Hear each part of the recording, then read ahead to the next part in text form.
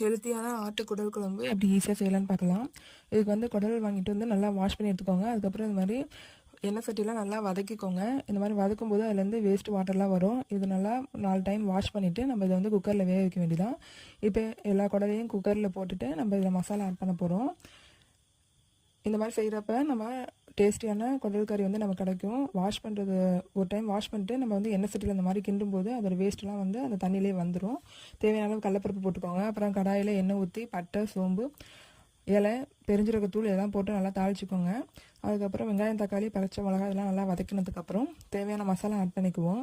இஞ்சி பூண்டு பேஸ்ட் போட்டுக்கோங்க. தேவையான அளவு கருவேப்பிலை போட்டுக்கோங்க. இதெல்லாம் வதங்கினதுக்கப்புறம் நம்ம ஆல்ரெடி குக்கரில் வந்து குடல் வச்சுருக்கோம்னா அதில் வந்து அந்த மசாலா ஆட் பண்ண போகிறோம். இப்போ வந்து தேவையான மசாலா ஆட் பண்ணிக்குவோம். மல்லித்தூள் 2 ஸ்பூனு, மிளகாத்தூள் 2 ஸ்பூனு, மஞ்சத்தூள் 1 ஸ்பூனு எல்லாம் போட்டு நல்லா ஆட் பண்ணிக்கோங்க.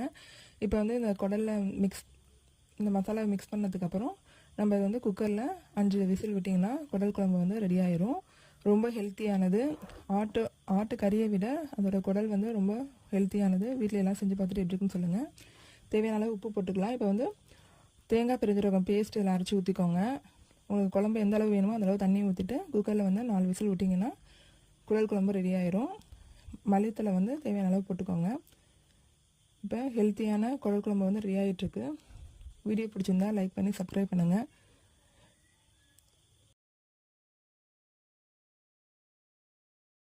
கை கால் வலி, இருமல் சளிக்கு பெஸ்ட்டு சொல்யூஷன் ஆட்டுக்கால் சூப்பு எப்படி செய்யலான்னு பார்க்கலாம்.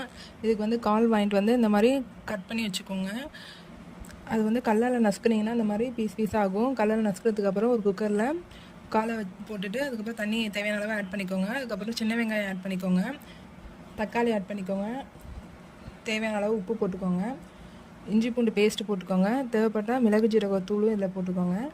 இது எல்லாத்தையுமே ஆட் பண்ணிவிட்டு தேவையான அளவு மஞ்சள் போட்டு உப்பு போட்டு மூடி வச்சு குக்கரில் 6 விசில் விட்டிங்கன்னா சூப் வந்து ரெடி ஆயிரும். இது வந்து நைட்டே ரெடி பண்ணி வச்சுக்கணும். காலைல வந்து வெறும் வயிற்றில் குடித்தா நமக்கு வந்து இது மருந்தாக செயல்படும். இதை வந்து சூப்பு செஞ்சதுக்கப்புறம் நம்ம குழம்பாவும் தாளிச்சிக்கலாம். சூப் எடுத்து குடிச்சதுக்கப்புறம் நம்ம வந்து எப்போதும் கறி குழம்பு செய்கிற மாதிரியே கிரேவி மாதிரி செஞ்சுக்கலாம். ஹெல்த்தியான ஆட்டுக்கால் சூப்பு வந்து ரெடி ஆகிருக்கு. ஆட்டு ரத்த பொரியல் எப்படி ஈஸியாக செய்யலான்னு பார்க்கலாம். இதுக்கு வந்து ரத்தத்தை இந்த மாதிரி வாஷ் பண்ணி எடுத்து வச்சுக்கோங்க. அதுக்கப்புறம் ஒரு பாத்திரத்தில் கீழே தண்ணி ஊற்றிட்டு அதுக்கப்புறம் மேலே வைக்கோல் வச்சுக்கோங்க. அப்புறம் துணி வச்சு இந்த மாதிரி ரத்தத்தை வேகிறதுக்கு ரெடி பண்ணிகிட்ருக்கோம். இதை வந்து நம்ம அடுப்பில் வந்து 20 நிமிஷம் வேக வச்சு எடுப்போம். மூடி போட்டு வேக வச்சுக்கோங்க. இது டோட்டலாக குக்காக வந்து 20லேருந்து இல்லைன்னா ½ அன் ஹவர் ஆகும். இதை வந்து வெந்ததுக்கப்புறம் இதை வந்து இன்னொரு சைடு திருப்பி வச்சு நல்லா வேகணும். இது நல்லா வெந்தால் தான் இது வந்து டேஸ்ட்டே நல்லாயிருக்கும். இதை நம்ம இப்போ திருப்பிட்டு இதை வந்து 2ஆக கட் பண்ணி இன்னும் கொஞ்சம் வேக வைக்கலாம். இந்த மாதிரி கட் பண்ணி வேக வச்சதுக்கப்புறம் இதை வந்து சின்ன சின்ன பீஸாக போட்டுக்கலாம். பொரியலுக்கு ரெடி பண்ணிக்கலாம். சின்ன சின்ன பீஸ் போட்டதுக்கப்புறம் இதை வந்து தாளிப்பு ரெடி பண்ணிக்கலாம். ஒரு கடாயில் எண்ணெய் ஊற்றிக்கோங்க.